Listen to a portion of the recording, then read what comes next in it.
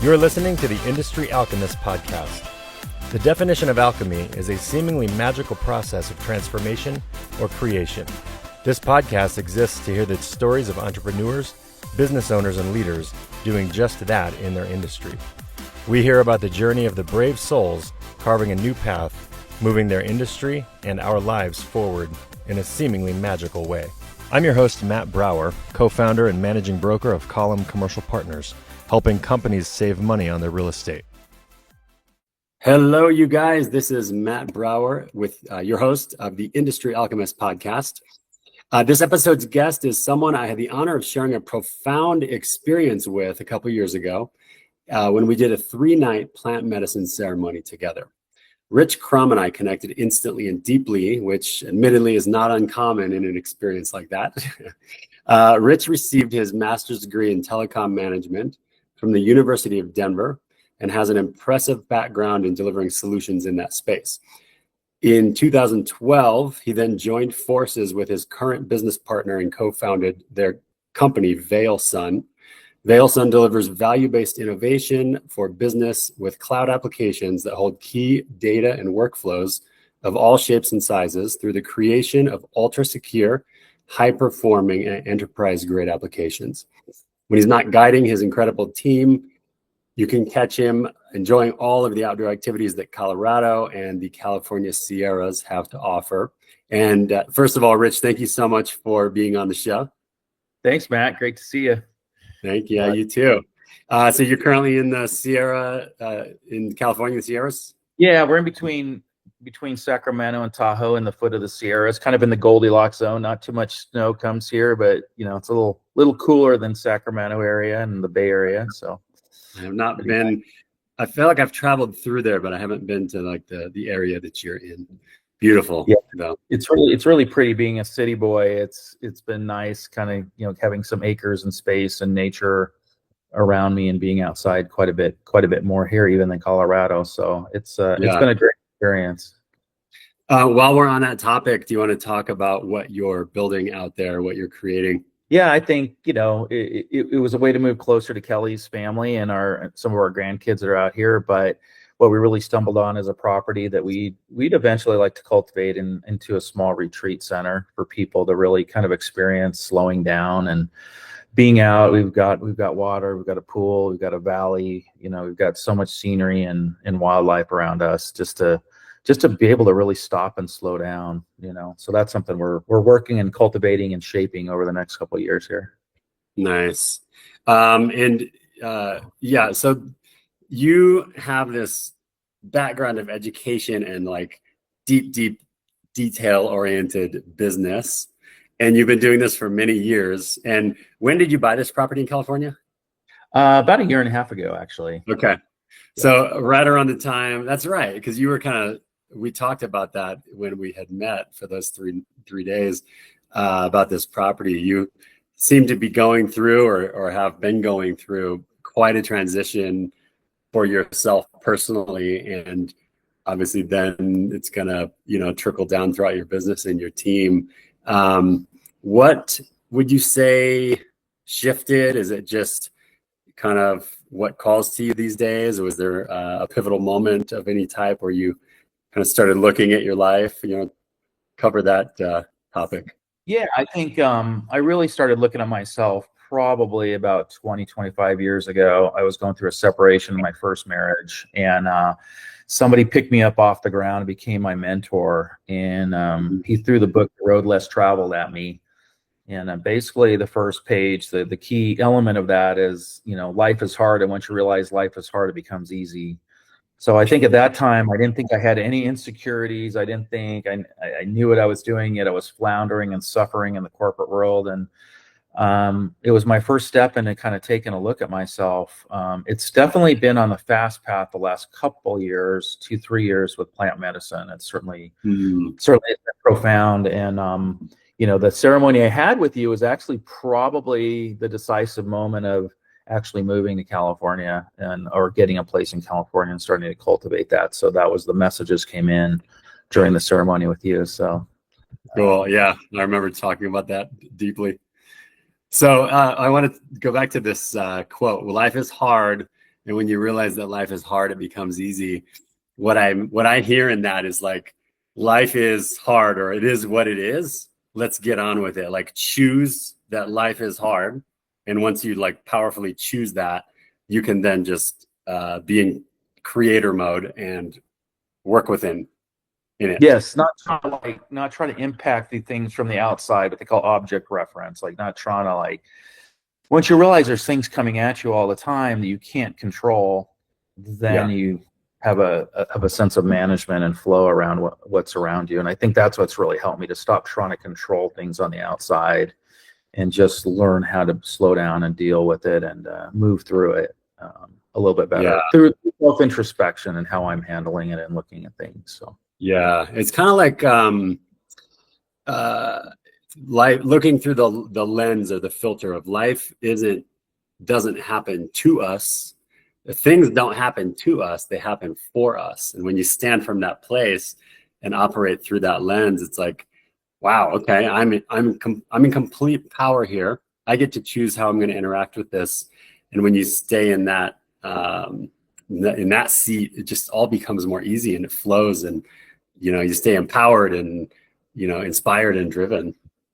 For sure. I think, once you get the perspective, you realize these things are happening, maybe in a sense to help us learn about ourselves, not because there's something wrong with us at our core, or that we're bad or broken, but because, hey, things are happening so we can learn about our insecurities. We can learn more to how to operate, in our lives a little bit better. So, I mean, that's a perspective I try to keep. We all fall into fear, and at times try to come in and love. And I feel like there's two modes you can be in, either love or fear. And at all times. And the more I can be in love and not fear, and I realize how much fear I've operated in my life and still struggle with at times, and to look where that comes from has been extraordinarily helpful to me. Wow. And the selfishness of this is really that it helps my business. You're right. I learned a long time ago, starting this firm, it's like, this business is a reflection of me. I can't be upset about any dysfunction that's happening. It's probably, something's going on with me, so that the more clear I can be and the healthier I can be, it's a mirror back for me within my business. And that's really proved itself time and time again. So how is this trickling down into your business and your team? And like this big transition has to be, like, in this place you're in, it has to be impacting the success. And I know you're going through a shift and a growth phase right now. Like, how has that looked? I mean, I think work with. Good question. I think we've always been growing, but it's maybe been the hard way, through a lot of grinding, a lot of stress and grinding. And I feel like the shift that we're going through is less of that. Sometimes doing less to do more kind of things, and building more trust and not operating in that fear. But I definitely, we can continually want to be there, because everybody's got their own traumas. Everybody's got their own things they're bringing to the table. But to create an organization where people can feel as safe as possible and work together, that's what I'm really proud of. It's less important what they think of me, but think about each other and help each other. Because I think business is a team sport, at least the business that I want to have. And it takes everybody operating together with that commonality. So to kind of create a little safer spaces, I think it's up leveling our skills and our talent as well, to be able to see things clearly where we need to improve and grow through time.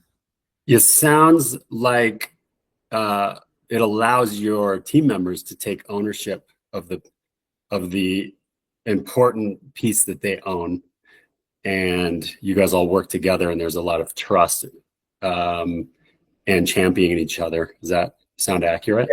Yeah, that's a goal. We're still working on that. We're creating that atmosphere of trust where we can trust. And trust is an interesting thing, because I think trust is more than just like cash register trust. It's like trusting that we have the right skills and the right people in the right places. And so that, I think that trust sometimes gets muddled up a little bit. But exactly, creating creating that atmosphere of trust. And that has to start with me. If I've got trust issues in my life because of things that have happened to me in my childhood or whatever, if I don't address those trust issues are reflective, and people aren't going to trust me in those things. And then it kind of it trickles down. So Yeah. I have to, so this has been a work in progress in my complex trauma of trusting myself, being honest with myself, figuring out how I'm showing up, and that starts trickling down for sure. You see the reflection of that in the organization.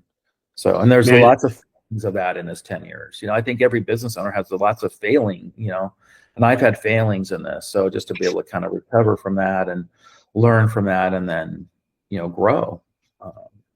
I do think it's imperative in a passionate mind to continue to try to be a better person and show up in this world differently. So it's fun. It's also fun. We had fun together in our times together, and to learn and to grow. So you're touching on something that is so key. And I think a lot more people, as I'm watching, it seems like a lot more people are really starting to connect the dots as to how all of this works together.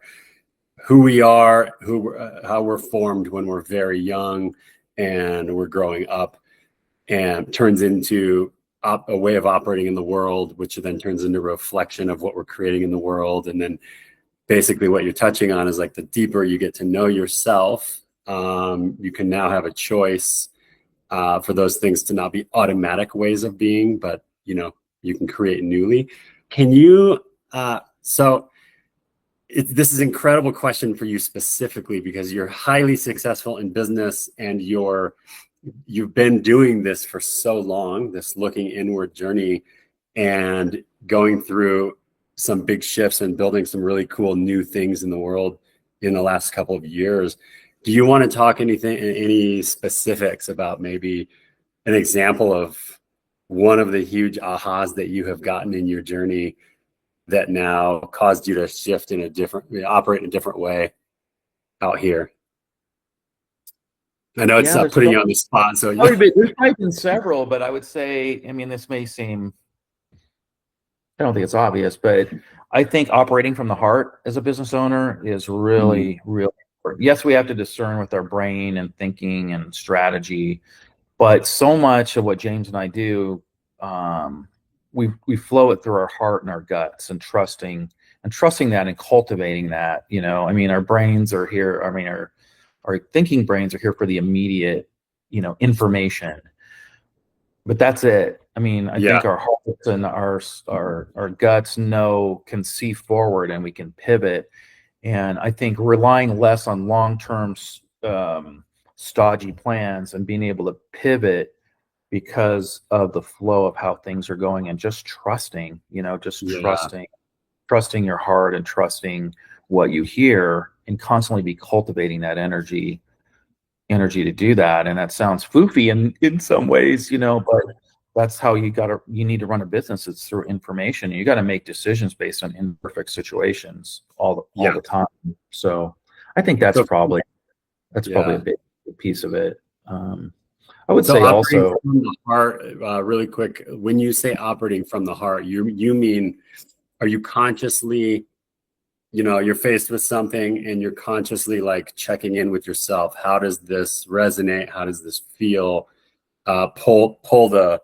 Go from your mind, body into your heart and go, okay, what seems like the right thing or the next thing to do here? Is that what you're referring to? Okay. What feels like the right thing, and I don't necessarily mean emotion. Emotion is also I think an input, to that executive board, but it's not reacting based just on your emotion. And I think that's a big change. It's just like kind of getting into the feel of the situation, chewing on it, sleeping on it's a big thing for me, as it is for a lot of people. And it clears up in the morning. Like that's a big thing for me. Like inserting something into the floppy disk before I go to bed and waking up, and it becomes clear, because I think the thinking obviously slows down and the real processing in our subconscious works, which is infinitely bigger than our thinking brain,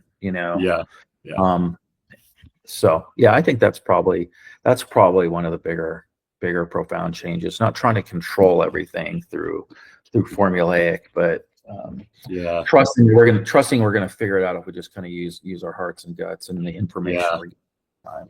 So Instead of forcing outcomes, being attached to outcomes, you're keeping yourself more in the flow, and whatever results are perfect and in their own time. And it's just takes the coiling of the stress out of it all.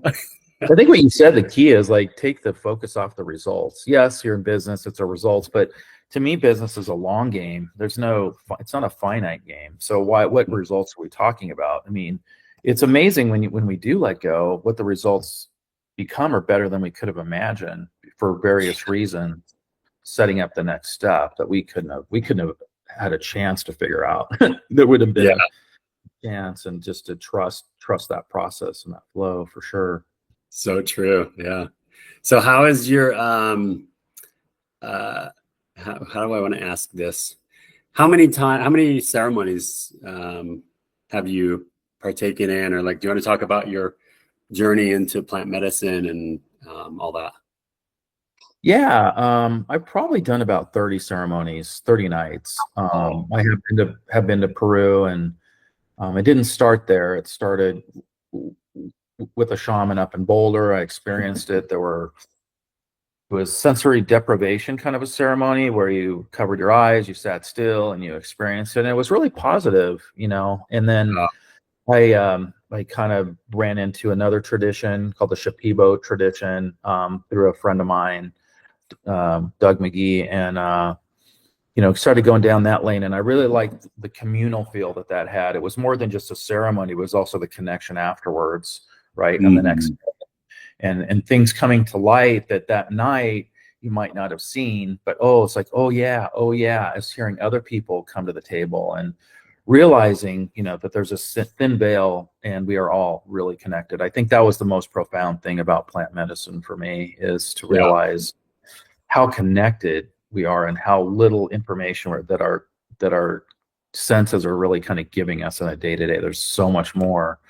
And, so much more. Yeah. And so that's been an exploration. I'm also big on psilocybin. I think it's done in the right setting, can be fun, but also healing for people. I think it's a bit of a gateway to me into this kind of a world where they can heal their consciousness, heal themselves, and also have fun. I mean, fun's fun. Einstein said you put fun with intelligence and you get creativity. So I think there's a piece there as well. So just exploring those modalities, because I feel like they've kind of shortcutted therapy, years of therapy, and obviously those kinds of things. I mean, there's lots of great modalities besides plant medicine, but it's been something pretty profound for me, for sure.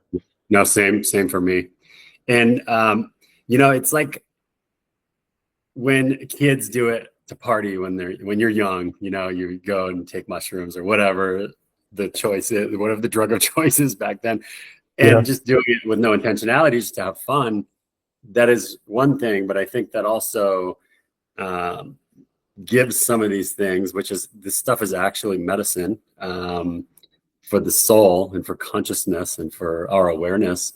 When you can bring intentionality to it, and even a step further when you're just starting out, maybe bringing someone that's trained in helping guide conversation through that experience, so that you kind of become even more aware of what those little internal dialogues are, and those stories and the emotions that we hold on to. I mean, my God, it's so powerful. And it's really cool that Western medicine has started to, I think they have for a few years now, but really doing clinical trials on these things and coming more into the mainstream. I hope it continues in that direction. Yeah, definitely. The legalization of psychedelics this last year has been a profound shift, and it's been a for thousands of years, and I get what you're saying. Like there's friends that have been like, well, yeah, I did mushrooms in high school and kind of had a bad experience. I don't know, it's like, Yeah. well, what was your set and setting and all of Right. that? I think having a safe set and setting, and when people have bad experiences or feel like they're having a bad experience or their perspective, to me, in my experience, has been that they're resisting it. Like they're resisting that experience they're getting, and that in itself is creating creating the suffering. So I think having the right safe place and the right people around you to guide you and to be with, I think, are incredibly important. Yeah, I wouldn't recommend doing this stuff out in public for sure. They're not pretty necessarily in that sense. So, but they can be fun and enriching and great experiences and hard experiences, and a lot of it's purging in different ways, just kind of getting the trauma out of our body. I think a lot of this is going back to trauma and just sort of like getting it out, because our brain is creating this blocker for kind of releasing healing. And if we can get the brain out, get the thinking out of the way, and I think that's plant medicine. Yes. It seems to circumvent in my experience. Yeah. Right. I totally agree. As we discussed when we first met, I think we're on the same page with all that. Yeah. It's just so exciting. I'm so passionate about it because it's had changes in me. It's had changes in Kelly and her anxiety, the psilocybin, watching that healing process happen. And it's not necessarily hard. Like I said, it can be fun sometimes as well. And, but it's just so fulfilling. It can be so fulfilling. Yeah. Yeah, and it's like a good friend of mine, you might know him, I'm not sure. He's actually a recent guest on this podcast, Finian Kelly. He just put out his book. It's called Intentionality. It's incredible. Check it out. But one of the things he says in there is spirituality is just getting to know yourself. And when you talk about healing, beautiful word. What healing is just getting to know yourself. And it's so healing to get to know yourself and recognize, all these stories that we hold on to. And it's just such a beautiful, healing, amazing, freeing experience that we can go out and just create from a place of fun and freedom. Totally. And I think what I've learned, the big ahas for me is like, we already have it. Like, it's not going to find something out there. Right. And that's what I get worried about some of the Western modalities. And, there's good things, and I won't name any particular healing modality because there's good things in it. But I think sometimes we overthink them. The whole goal is to get to know yourself and they call it recovery for a reason. It's not going and gaining enlightenment. Like, it's just recovering it. We were born. It's remembering. Yeah. It's remembering. Yeah. We have love inside of us. We were given all the tools that we need to do, but it's been obfuscated over time for various reasons. And I think that's kind of part of the journey, is to try to unobfuscate who we really are, And I just recently took 2 months off, and just to kind of get that, which I would recommend to any kind of business leader, take some real time off. And I had never done this, but I took almost 2 months off and kind of removed the business owner identity so I could recover some of that. And it's too complicated. We got too much stuff going on a day-to-day basis. But so it's exciting you said that, because I think that's what it is. It's like in its simplest form. That's what it is. I thought that was such a cool quote that I had read recently. So, and you mentioned, you've been doing this inward journey for 25 or so years, you said. What other types of ways has that shown up for you? What other types of things have you done? You mean modalities of healing? Yeah, like modalities, retreats, anything that comes to mind that's been super helpful. I think something that was pretty profound for me was EMDR and some of the trauma therapies that are out there. Okay.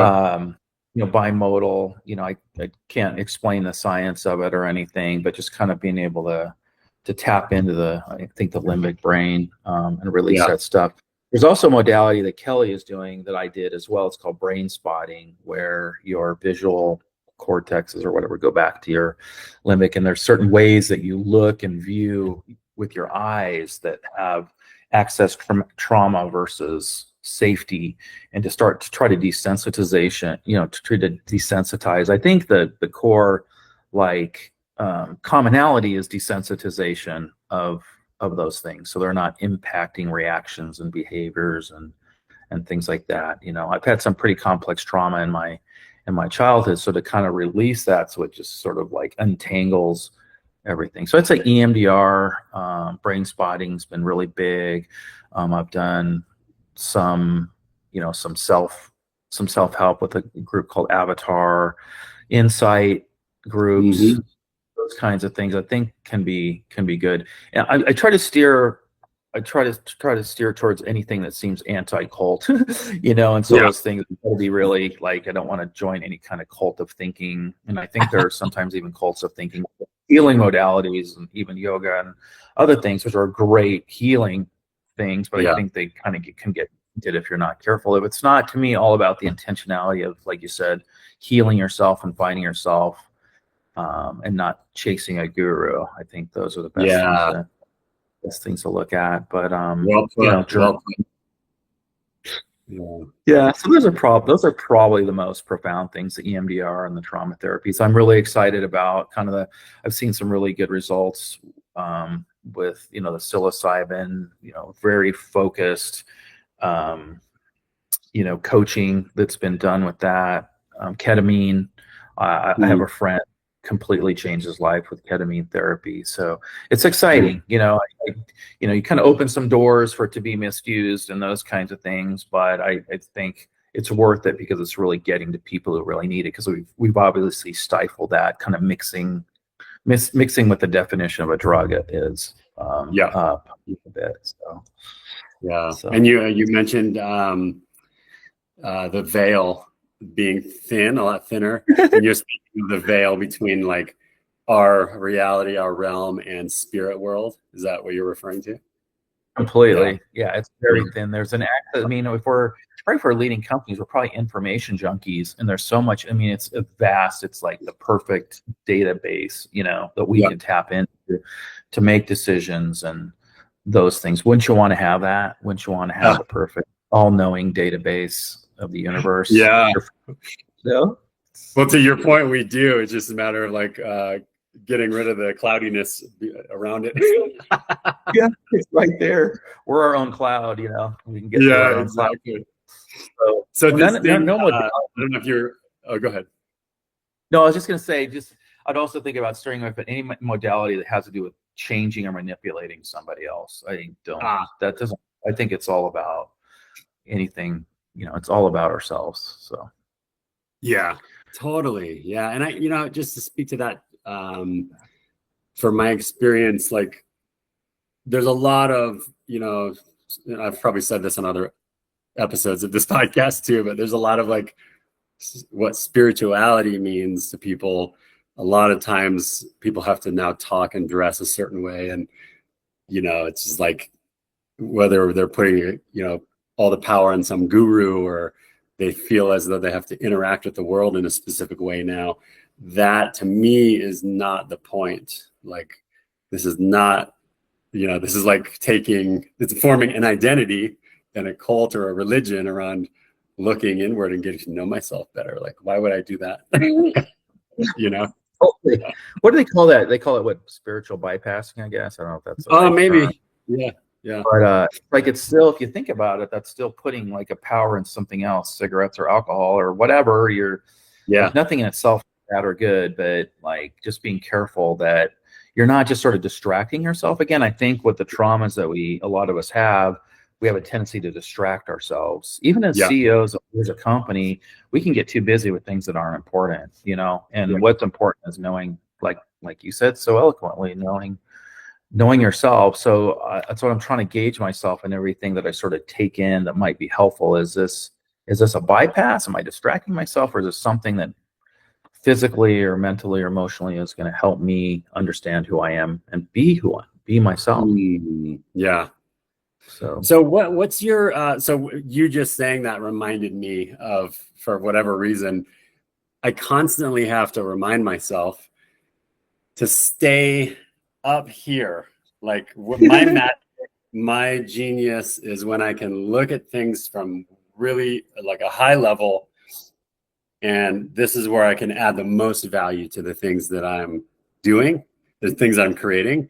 And too often I'll just come down here and just be in the details.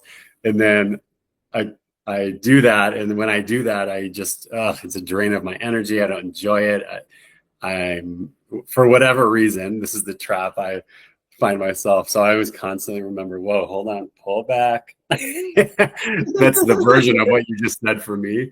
What would you say that is for you? Like, what are the things, now being aware of the things you are about yourself? What are the things that you're, looking to impact now? And yeah, I think it just opened up so many doors to try to not like do that dip quite as much. Like, it's hard to believe we're not going to dip, like have those dips. I'm just trying to have them less and get out of them, maybe get out of them faster. And I guess what I'm realizing so much more, even on kind of my time off, is how much this, it's not like the big events that happen. Sometimes it's the micro behaviors that I have during the day, my decision making. What is that based on? Why am I in that fear? Why am I in that fear? What's happening? What does that relate? What did that relate to sometime in my life? My mom left when I was 1. So obviously abandonment plays a lot into my trauma. So am I doing this? Am I reacting this way because I'm scared because I'm going to be abandoned? Or what is maybe a better perspective to have on this situation? Yeah. So I feel like, from my experience, when I'm coming down into those dips, it's probably related to some trauma that's being triggered. There's a trigger that's going on that's pulling me into that life-sucking morass, but, and not to judge ourselves, or that's the other thing, because we can also judge ourselves, which only compiles shame, but just say, this is the way it is. Okay, what's going on here? It's kind of like you said, trying to look at it from a higher view and explore, why did I think that way? Why did I feel that way? And it's amazing once you start kind of going through that, it starts evaporating some of those things, for me anyway, and I can wade through it, and life slows down a little bit more, like you said. But it's easy to get caught, for sure. We all got those traps, Yeah. For sure. Yeah. It's kind of like the more we catch ourselves, the more aware and we catch ourselves, the less it starts to happen, because you're basically retraining your neural pathways over time, Yeah. And it's like, to go back to that. Yeah, like, where did it come from? Like, it's not to go back and blame somebody. I can't change what my father did or my mother did, but okay, that's the reason why my brain kind of got trained that way, because it is computer. Our thinking brain is a looping, and kind of see that, to kind of start breaking through those loops. And going back to the plant medicine, I think plant medicine done right, knows how to heal and do the surgery on those neural pathways without us really realizing it too. That's kind of nice. You might be in an ayahuasca ceremony seeing colored lights, but to me, Aya down below is like doing some deep surgery at the same time. That's kind of a fun way to do it, at least in my experience. So yeah, I remember, this is true every time I take ayahuasca, but the very first time, I'll never forget it. You go into these things and you write down some intentions. Here's what I want to work on. Here's what I want to get out of it. And I remember distinctly the first night I drop in and I start to ask the questions of like what my intentions were. And I got like kind of not loudly, but just a very clear answer of, yeah. Shove off to that to the side. Here's what we're going to work on. And I was like, okay. So we worked on all this over here. My intentions were still on the side over here, but the result of what actually shifted in those 2 nights, the first time I did it, somehow ayahuasca knew, spirit knew that this is what I needed to work on over here, and the result of which would impact these things that I had written down of what my intentions were. So I'm thinking that I have to focus on those things, and this is not the case at all. So these things are incredibly powerful in that way. Yeah. Yeah, she gives you what you need, not what you ask for sometimes. Exactly. Yeah. That's really what you asked for. That's beautiful. Yeah. I still have a memory of you, and I don't remember if it was night one or night two when I met you, that you were having some incredible download, right? Because I remember you went off into another room and just were like writing madly on a piece of paper, Yeah. like perception. You had some profound experience that you were getting an opening of a lot of Yeah, I information. actually I think I remember what I had written down, which is the importance of intention in life. Mhm. Everything in our reality is created out of our beliefs. And as we've all heard, 5% of what we create is with our conscious mind. 95% of we're creating in our reality is in our subconscious mind. If we can get our subconscious thinking, shift that as much into our conscious thinking so that we can bring more and more intention into what we're doing in the world. This is the deeper impact we're going to be able to have on the things that we want to have in this world, in this life. Yeah. So something around that, like belief is everything. Intention brings, like, shifts the beliefs over time, and like the tie between those two things. I'll have to go back in my notes and read. I'll That's send you awesome. a text, actually. I don't know if you knew that's what it was, but yes, you're kind of kindling me again. Like you asked me what some of the profound changes, like, but we think that things are already set and all these truths are already set. And there's only probably a few simple truths. And I believe one of them is we're all connected. And the rest is just created, right? And like you said, they're operating in your subconscious. So that's the exciting part, is you can recreate your beliefs. You can build from ground up, but just creating some of those loops and beliefs that are not forming well. And I also believe that a lot of our stress and things that bring us down are conflicting beliefs. I got this belief running in the tape. I got to run this belief running the tape, and it creates so much stress. So to go untangle those things, and then you get to decide what you do want to create. And it sounds really far-fetched for some people, but I think I've learned that it's kind of true. I mean, it's a lifetime journey to just create those beliefs that are, and recognizing those beliefs that aren't really working for you anymore, right? And then what would be a better belief for me to have? Because our beliefs are like, I think, our lens for what we see the world. It's all that. If you like the thing at the eye doctor with the different, like, you're perceiving everything through those beliefs. So it's exciting to think, like you pointed out, you can change them. That's a better way to put it, actually. 5% of our beliefs are conscious. 95% of our beliefs are subconscious. We're not unaware of them. So the more of that 95%, by leaning in and getting to know ourselves, learning what our subconscious beliefs are, they become conscious. We move them into our conscious mind, and then that's when you can start to really impact your world and operate from the heart space and bring more love into the world and just fucking shine. It's amazing. And it's like, and that's so exciting about the plant medicines, because doing talk therapy could take you 10, 20, maybe never get there, but it knows how to circumnavigate your subconscious, things you haven't seen before or noticed, that you can't use your thinking brain to figure this out, because it's in your subconscious if you think about it. So to be able to have a vehicle or a tour guide to go down there and take care of those things, it's so cool. It's so exciting. Rich, man, I love talking to you. I could just continue this conversation forever. I know you have a tight schedule, though. We're already like pushing our 45 minutes or whatever. Couple last minute questions to wrap here that I like to ask people. I may have asked you this in the past, but first is, you mentioned one book in the very beginning of this conversation. Any other books or things that you've come across come to mind that have just had a huge impact in your life, whether business, spirituality, whatever?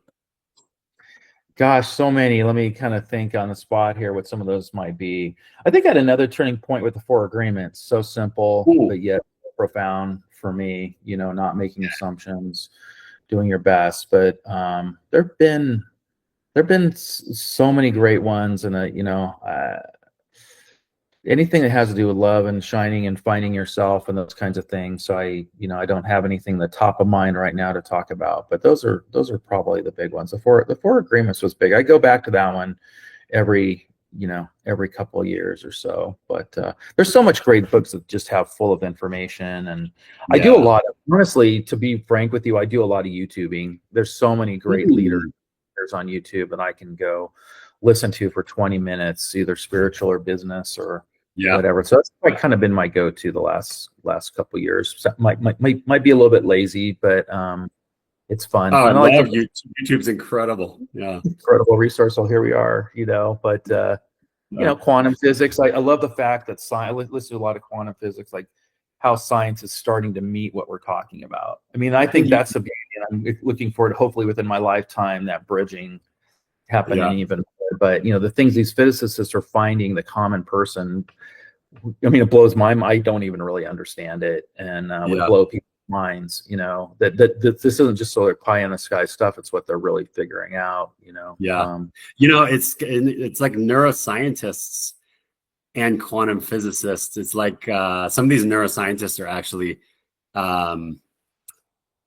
being such a bridge. Like Joe Dispenza, the studies that he's doing, the data he's putting out, and the way he speaks about it is bringing the science of spirituality and having it do what you're talking about, which is kind of like meeting the two sciences, because it's all the same science. Spirituality is pure science. We just have not gotten there yet with our, what I'll call human science. It's all energy. Yeah. It's all vibration. Now kind of like thinking now, like The Power of Now is a great book. Obviously, getting in the present. The present is the only thing that really exists and matters. I think The Alchemist was a great book. It is full of gems in it. Amazing. I love The Alchemist. But so much good material out there. It's so awesome that we have access to it all. But again, being careful about not using it as a bypass. That really, like you said so intelligently, like this is all just about figuring yourself out and why you're doing stuff. Yeah. So I listen to a lot of people around trauma as well, and what that means and how that translates. I think to understand ourselves and understand our own trauma, I believe.